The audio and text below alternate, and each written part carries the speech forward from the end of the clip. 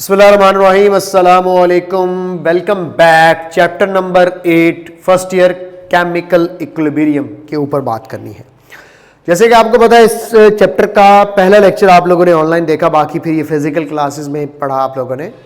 इसमें the most important topics मैं बोल देता हूँ। सबसे पहले आप लोगों को शुरू में law of mass action, equilibrium constant Kc, और ये सवाल तकरीबन हर बोर्ड के पेपर में बहुत दफ़ा आया हुआ है, तो मैंने यहाँ पे इसको मेंशन भी कर दिया कि लॉ ऑफ मास एक्शन क्या है और इक्विलिब्रियम कांस्टेंट क्या है। उसके बाद आगे, अगर मैं आगे जाने से पहले वापस आऊँ तो रिवर्सिबल और इरिवर्सिबल रिएक्शन के अंदर डिफरेंस भी बहुत दफ़ा पूछा जाने वाला क्वेश्चन है। उसके बाद केसी की वैल्यू यानी कि केसी की एप्लीकेशन, जिसमें आप लोगों को डायरेक्शन ऑफ रिएक्शन मिल जाता है, एक्सटेंट ऑफ रिएक्शन मिल जाता है, ली शेटलियर प्रिंसिपल मिल जाता है, ये करना है। उसमें से ये क्वेश्चन बोर्ड के पेपर में काफ़ी दफ़ा आया, मैंने लिख दिया। और उसके बाद आप लोगों को पीएच और पीओएच और पीएच की कैलकुलेशंस वगैरह कैसे होती हैं, पीएच की कैलकुलेशन से रिलेटेड एक्सरसाइज का भी क्वेश्चन है, वो भी आप लोगों ने ऑफ कोर्स जो है वो किया होगा, जिसमें negative log of hydrogen ion concentration लिया जाता है। और एक प्रूफ मैंने यहाँ पे लिखा कि sum of pH and pOH is equal to 14, बहुत दफ़ा आ चुका है ये।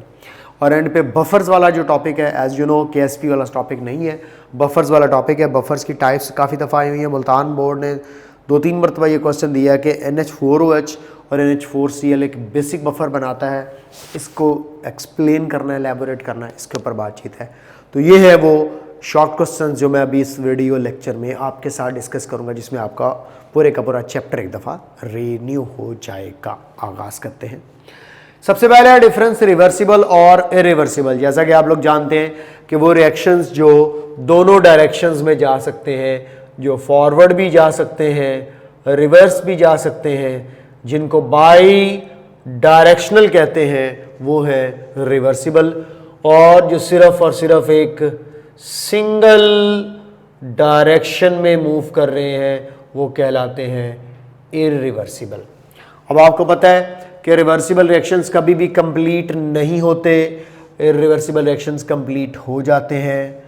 फिर रिवर्सिबल रिएक्शंस का जो गोल होता है, जो टारगेट होता है, जो मकसद होता है, वो इक्विलिब्रियम पोजीशन अटेन करना होता है। और इरिवर्सिबल रिएक्शंस में जो गोल होता है, जो टारगेट होता है, वो प्रोडक्ट की फॉर्मेशन होती है। रिवर्सिबल रिएक्शन में आ जाएं तो इनके अंदर कोई लिमिटिंग रिएक्टेंट का कॉन्सेप्ट नहीं होता, क्योंकि ये इसके अंदर कभी भी वो रिएक्टेंट ख़त्म होने वाला सीन नहीं होता। इरिवर्सिबल रिएक्शन में लिमिटिंग रिएक्टेंट का कॉन्सेप्ट होता है, जो आपने फर्स्ट चैप्टर में पढ़ा। उसके बाद आप एग्जांपल्स लिख देंगे। इसके अंदर मतलब 4 पॉइंट्स आर इनफ। एग्जांपल में नाइट्रोजन और हाइड्रोजन के मिलाकर के अमोनिया के बनाने को आप जो है वो मेंशन कर सकते हैं। और यहाँ पे आप सिंपली जो है रिएक्शन लिख सकते हो, जो आप लोगों ने वो डिकम्पोजिशन रिएक्शन पढ़ा हुआ है कैल्शियम कार्बोनेट का, कि CaCO3 साइनाफेरो CaO प्लस CO2। तो ये हमारे पास रिएक्शंस हैं। अच्छा जी, रिवर्सिबल और इरिवर्सिबल रिएक्शन को क्लास मैंने जब लेक्चर पढ़ाया था तो आपको याद होगा, मैंने ग्राफ की मदद से भी सिखाया था कि इनके ग्राफ के थ्रू भी आप इनको प्रेडिक्ट कर सकते हैं। तो 4 पॉइंट्स और साथ में एग्जाम्पल्स आर इनफ। एग्जाम्पल 2 लिख दें तो भी चल जाएगा काम, इट डिपेंड्स अपॉन यू। आगे आ गया लॉ ऑफ मास एक्शन और इक्विलिब्रियम कांस्टेंट। ये पढ़ा के तो फिर आगे केसी की एप्लीकेशंस की तरफ जो, और केसी और केपी के रिलेशनशिप की तरफ जाऊंगा। लॉ ऑफ मास एक्शन क्या है? लॉ ऑफ मास एक्शन बड़ी सिंपल। आपने जब भी इस तरह की बताना हो ना क्वेश्चन को, तो आपने स्टेटमेंट की हेडिंग लाजमी बनानी है। और लॉ ऑफ मास एक्शन की स्टेटमेंट क्या है कि अकॉर्डिंग टू दिस लॉ आपने लिखना है कि गुलबर्ग और पी वेगी ने जो है वो ये लॉ प्रेजेंट किया था 1857 वाज द ईयर। ये इन्फॉर्मेशन लाजमी लिखनी है। उसके बाद फिर इसकी स्टेटमेंट लिखनी है, यानी कि थोड़ा सा हिस्टोरिकल बैकग्राउंड लिख दो और फिर उसके बाद स्टेटमेंट लिखो, the rate at which the chemical reaction proceed is directly proportional to the product of the active masses of the reactants. यानी कि rate of the chemical reaction directly proportional है the product of active masses of the reactants. अगर आपके पास 2 इस तरह के reactants मौजूद हो किसी भी केमिकल रिएक्शन के, अगर मैं ये केमिकल रिएक्शन लिखता हूँ आप लोगों के सामने, तो आप ये एग्जांपल लिख सकते हैं कि A प्लस बी, रिवर्सिबल का साइन C प्लस D, और यहाँ पे आप मोल्स A, B, C और D लिख सकते हैं। और यहाँ पे जब आपने, ये तो मैंने आपको समझाने के लिए लिखा कि rate of the chemical reaction is directly proportional to the product of the active masses of the reactants. अगर आप ये रिएक्शन लिखें, इस रिएक्शन के मुताबिक अगर आप लोगों ने लिखना हो तो डेफिनेटली आपको पता है कि ये जो शुरू की जो पावर्स हैं, ये जो मोल्स हैं, इनको पावर्स बना दिया जाता है, यानी कि एक्सपोनेंट्स बना दिया जाता है। तो ये जो कोएफिशिएंट्स हैं ये एक्सपोनेंट्स बन जाते हैं। तो कोएफिशिएंट्स क्या बन जाते हैं? एक्सपोनेंट्स बन जाते हैं। तो ये आप लोगों के सामने मैंने इस वक्त प्रेजेंट कर दिया। अच्छा यार, अगर तो आप लोगों को ये बात समझ आ चुकी है, आप लोगों को आइडिया हो चुका है, तो ये मैंने यहाँ पे डिस्प्ले कर दिया आप लोगों के सामने। ओके हो गया, ओके हो गया, ओके। अगली बात, अब साथ ही उसने पूछ लिया इक्विलिब्रियम कांस्टेंट क्या होता है। तो आप लोगों ने कहना है equilibrium constant it is the ratio of products and reactant concentration when the reaction is at equilibrium position. जब रिएक्शन इक्विलिब्रियम पोजीशन पर हो तो रिएक्टेंट्स और प्रोडक्ट्स की कंसंट्रेशन, ऊपर प्रोडक्ट्स लिखना है, नीचे मैंने रिएक्टेंट्स लिखना है, इसी को रिएक्टेंट्स बना दूं, उम्मीद है तुम लोगों को कोई एतराज नहीं होगा। तो प्रोडक्ट्स और रिएक्टेंट्स को कहते हैं जुगाड़। तो रिएक्टेंट्स और प्रोडक्ट की कंसंट्रेशंस की रेशियो का नाम है केसी। What is KC? इसको आप लोगों ने कहना है इक्विलिब्रियम कांस्टेंट, और equilibrium constant is a ratio of products and reactant concentration at equilibrium position. यानी कि जब रिएक्शन इक्विलिब्रियम पोजीशन पर हो तो अब उस वक्त प्रोडक्ट्स और रिएक्टेंट्स की कंसंट्रेशन की रेशियो का नाम जो है इक्विलिब्रियम कांस्टेंट होता है। ये बात लिखने के बाद आगे आपने क्या लिखना है?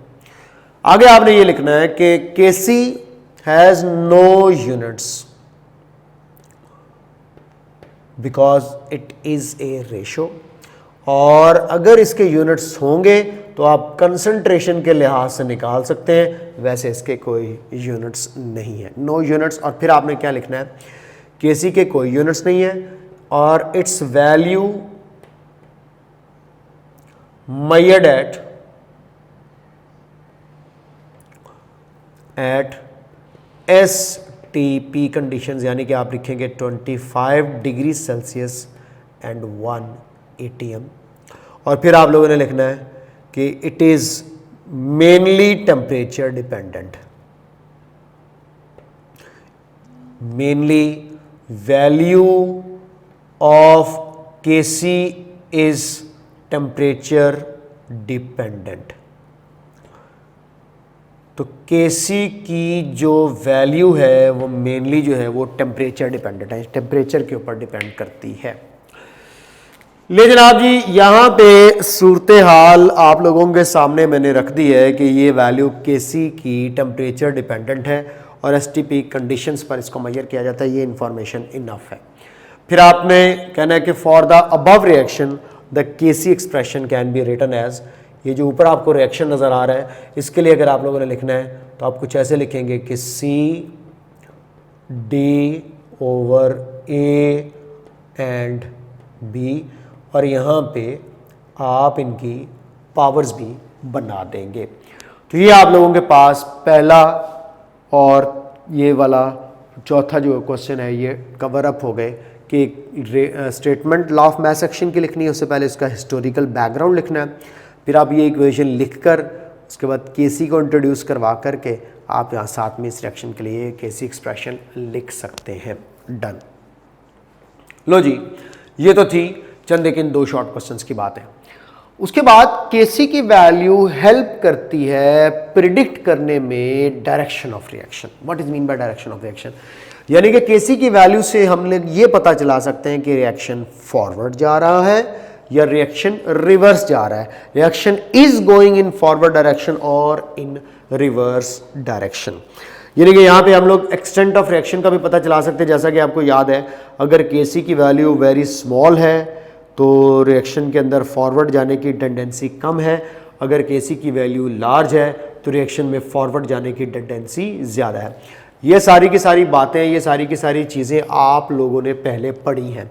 अब इस क्वेश्चन के आंसर में आप क्या लिखेंगे? आप सिंपली सा आंसर स्टार्ट करेंगे कि KC value is helpful for the prediction of direction of the reaction as we know according to the concept. ये लिखकर आपने ये लिखना है कि आप लोगों ने दो चीज़ें पढ़ी थी कि के सी ग्रेटर देन क्यू सी, के सी लेस देन क्यू सी और के सी इक्वल टू क्यू सी। अब ये तीन केस लिख दोगे। अब इन तीन केसेस में अगली बात आपने क्या लिखनी है, आपने अगर ये लिखना चाहे तो लिख लें, नहीं तो आपको तो पता होगा कि केसी प्रोडक्ट्स ओवर रिएक्टेंट्स की कंसंट्रेशन को कहते हैं जब रिएक्शन कहां पे हो, एट इक्विलिब्रियम पोजीशन, और क्यूसी कहते हैं प्रोडक्ट्स और रिएक्टेंट्स की कंसंट्रेशन की रेशियो को at any stage of reaction, बस इक्विलिब्रियम पोजीशन पर नहीं बल्कि किसी भी स्टेज के ऊपर। क्या मतलब है, आइए जरा ये बात मैं आपको थोड़ी सी समझा दूं। फॉर एग्जांपल एक ग्राफ बना देता हूं छोटा सा यहां पे, जैसा कि आपको मैंने बताया हुआ है, ये फॉर एग्जांपल रिएक्टेंट की कंसंट्रेशन है, ये कम हुई और एक स्टेज पर जाकर ये कंसंट्रेशन कांस्टेंट हो गई। ये प्रोडक्ट की कंसंट्रेशन है, ये बढ़ी और एक स्टेज पर जाकर ये भी क्या होगी, कांस्टेंट। तो हम लोग एक मार्क लगा लेते हैं कि भाई ये वो पॉइंट है जहाँ पर ये स्टेज रिएक्शन के इक्विलिब्रियम पोजीशन की स्टेज है। यहाँ पर इस स्टेज पर यहाँ से लेकर यहाँ तक आगे तक जब भी आप प्रोडक्ट्स ओवर रिएक्टेंट्स की रेशियो निकालेंगे तो आप उसको केसी बोलेंगे, लेकिन यहाँ से लेकर यहाँ तक यानी कि इक्विलिब्रियम पोजीशन आने से पहले जो भी प्रोडक्ट्स और रिएक्टेंट्स की कंसंट्रेशन की रेशियो होगी आप उसको क्या बोलोगे, क्यूसी बोलोगे। ये है केसी और क्यूसी। क्यूसी का मतलब होता है रिएक्शन कोशेंट। तो reaction quotient at any stage of products और रिएक्टेंट कंसंट्रेशन की रेशियो है, और जो केसी है वो एट इक्विलिब्रियम है, यानी कि एट इक्विलिब्रियम ये केसी कहलाता है, एट एनी स्टेज जो है ये क्यूसी कहलाता है। अब रिएक्शन एक कंप्लीट कब होना है, रिएक्शन ने कंप्लीट होना है जब वो इक्विलिब्रियम पोजीशन पर आएगा। द रिएक्शन इज एक रिवर्सिबल रिएक्शन जो है वो हमेशा तब कंप्लीट होता है जब इक्विलिब्रियम पोजीशन आती है।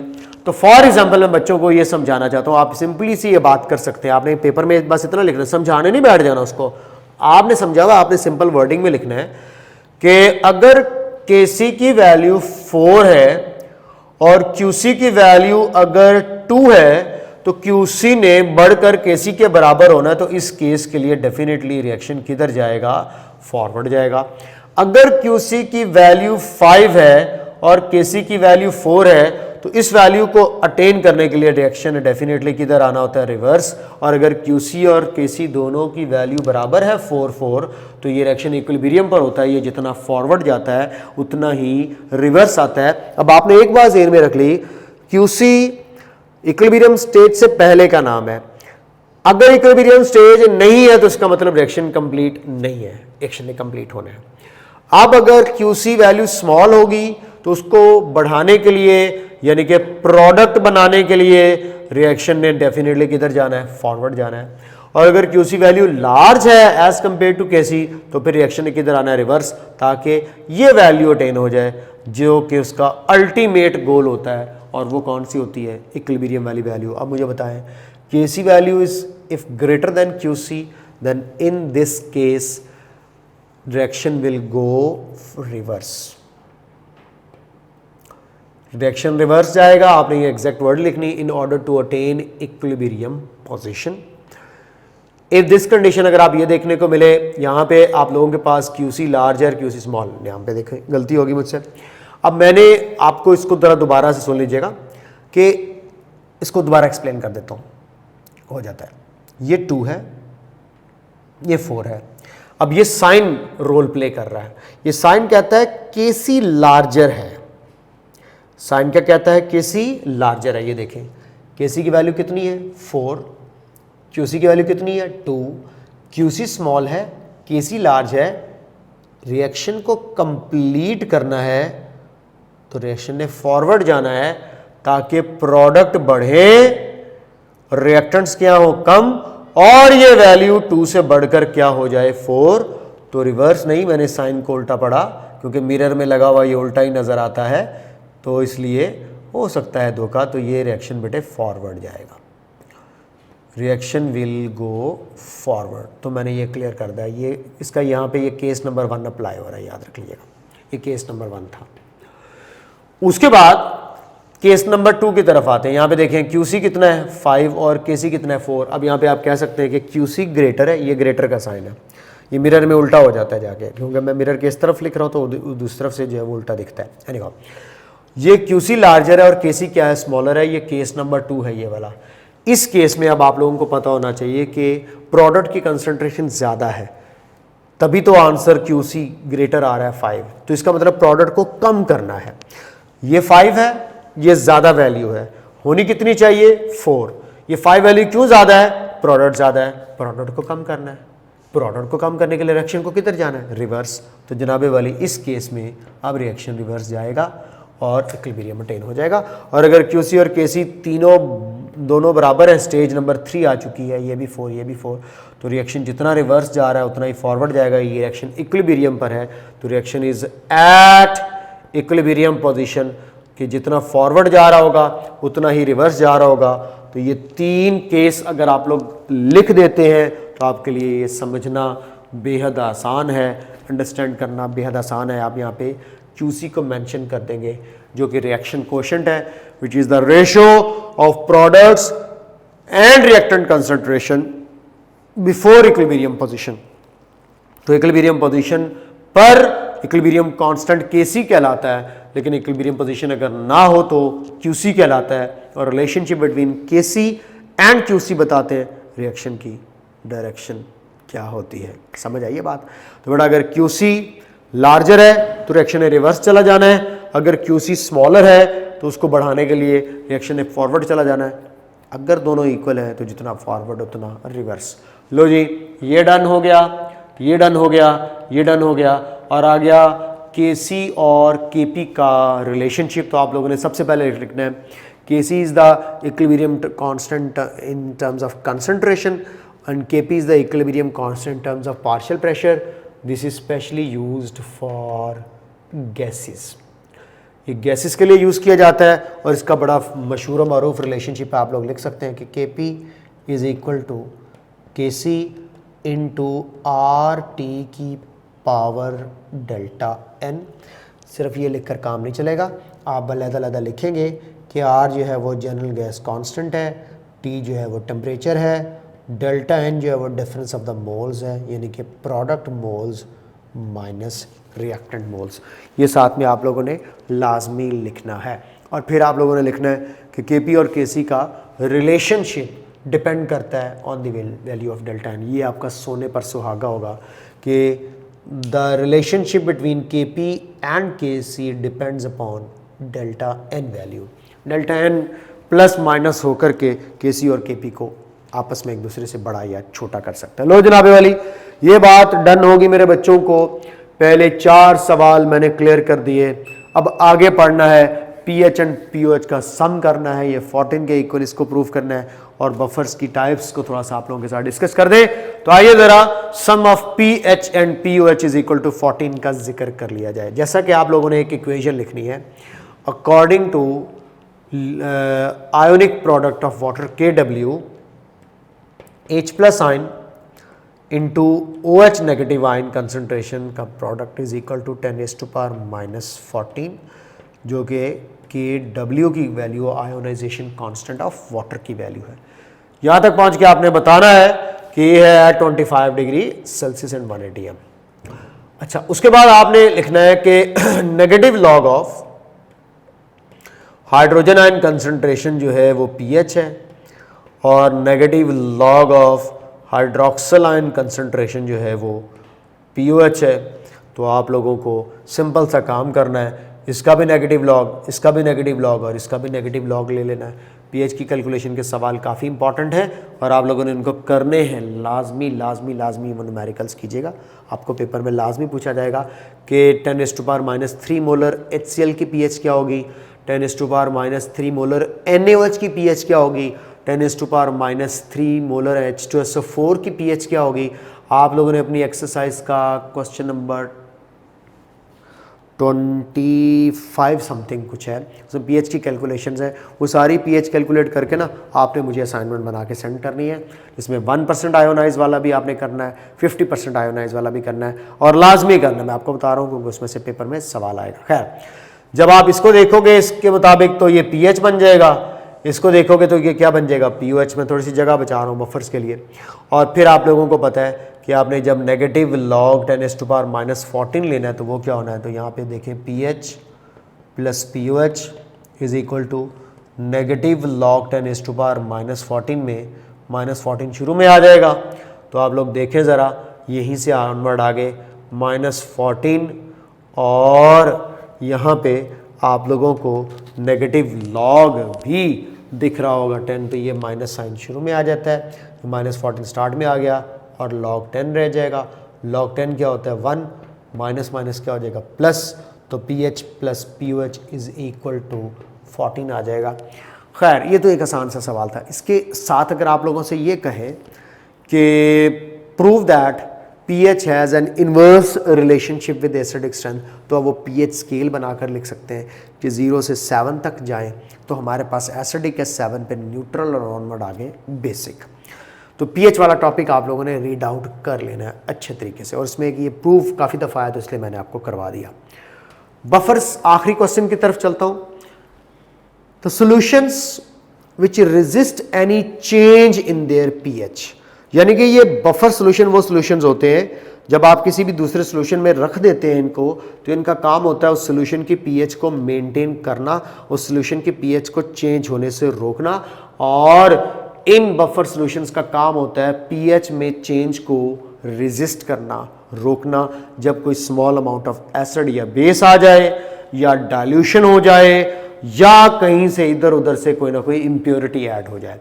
तो याद रख लीजिएगा, the purpose of buffer solution is to resist the change in their pH। जब ये बात आप लिख दो, उसके बाद आप टाइप्स लिखोगे। बफर सॉल्यूशन की 2 टाइप्स हैं। आप लिखोगे, एक तो इसके अंदर एसिडिक बफर्स होते हैं, और दूसरा इसके अंदर जो है वो बेसिक बफर्स होते हैं, acidic and basic. Acidic buffers की आप लोग लिखोगे pH 7 से कम, और बेसिक की pH 7 से ज़्यादा। एसिडिक बफर की कंपोजिशन क्या होगी, वीक एसिड और साथ में salt of this weak acid, यानी कि एक तो वीक एसिड और दूसरा उसी वीक एसिड का सॉल्ट। यहां पे क्या लिखोगे, वीक बेस, और दूसरा होगा salt of this weak base. Example एक एक लिख दो। लो जी, वीक एसिड उठाते हैं acetic acid, CH3COOH is a weak acid, और इसका सॉल्ट बनाना है। किसी भी एसिड का सॉल्ट कैसे बनेगा, जब उसको किसी भी स्ट्रॉन्ग बेस के साथ रिएक्ट करवाएंगे, यानी कि सोडियम हाइड्रोक्साइड के साथ रिएक्शन करवाऊं अगर एसिटिक एसिड का, तो मेरे पास बनता है सोडियम एसीटेट। ये हाइड्रोजन हटेगी और इसकी जगह पे सोडियम लग जाएगी, तो ये है सोडियम एसीटेट, जो कि इस वीक एसिड का सॉल्ट है, और ऊपर पड़ा हुआ है यह वीक एसिड यानी कि एसिटिक एसिड। इधर को आते हैं, वीक बेस उठाता हूँ अमोनियम हाइड्रोक्साइड, ये मुल्तान बोर्ड में काफ़ी दफ़ा आ चुका है जो मैं जिक्र कर रहा था पहले भी, और इसी का सॉल्ट बनाना है। अमोनियम हाइड्रोक्साइड वीक बेस है, इसका सॉल्ट लेना है NH4Cl, जो कि अमोनियम हाइड्रोक्साइड का सॉल्ट है। सॉल्ट कैसे बनाते हैं, इस वीक बेस का रिएक्शन अगर आप HCl स्ट्रॉन्ग एसिड से करवाओ तो रिएक्शन में NH4Cl और वाटर बनेगा, तो वो सॉल्ट NH4Cl आपने उठा लेना है, और साथ में आपने वीक बेस रखना है, और इधर आपने वीक एसिड और साथ में उसका सॉल्ट रखना है। तो ये रही बफर सॉल्यूशंस की टाइप्स, बफर सॉल्यूशन की एग्जांपल्स, बफर सॉल्यूशंस की कंपोजिशन। तो तीनों शॉर्ट क्वेश्चंस कवर हो गए हैं, टाइप्स भी कवर अप हो गए हैं, एग्जांपल्स भी कवर हो गई हैं, और ऑफ कोर्स कंपोजिशन भी कवर अप हो गई है। तो this was a story about buffer solutions के बफर सॉल्यूशंस क्या होते हैं। और फिर आपने ये बताना है कि as you know NH4OH is a weak base, और बेस की pH हमेशा 7 से ज़्यादा होती है। तो अगर ये बफर बनाओगे तो 7 से ऊपर pH का बफर देखने को मिलेगा, और अगर ये बफर लोगे तो 7 से कम pH का बफर देखने को मिलेगा। Human blood is the best example of buffer. Short question अक्सर ये आता है कि why we need a buffer solution, तो उसका भी आंसर लिखा हुआ है कि सॉल्यूशंस की पीएच में चेंज को रेजिस्ट करना और सॉल्यूशंस को प्रिजर्व करना। तो बेसिकली ये एज ए प्रिजर्वेटिव यूज़ होता है। तो ये थी स्टोरी मेरे पास इस लेक्चर की, एंड होपफुली आपको चैप्टर नंबर 8 के चंदे की इंपॉर्टेंट शॉर्ट क्वेश्चन समझ आए हुए होंगे। इनमें मज़ीद अगर आप लोगों को किसी भी किस्म की कोई भी कन्फ्यूजन हो तो feel free to ask any sort of question. अपना ढेर सारा ख्याल रखते हुए अगले चैप्टर नंबर 9 के क्वेश्चन के साथ अगली वीडियो लेक्चर में मुलाकात होती है। Bye bye.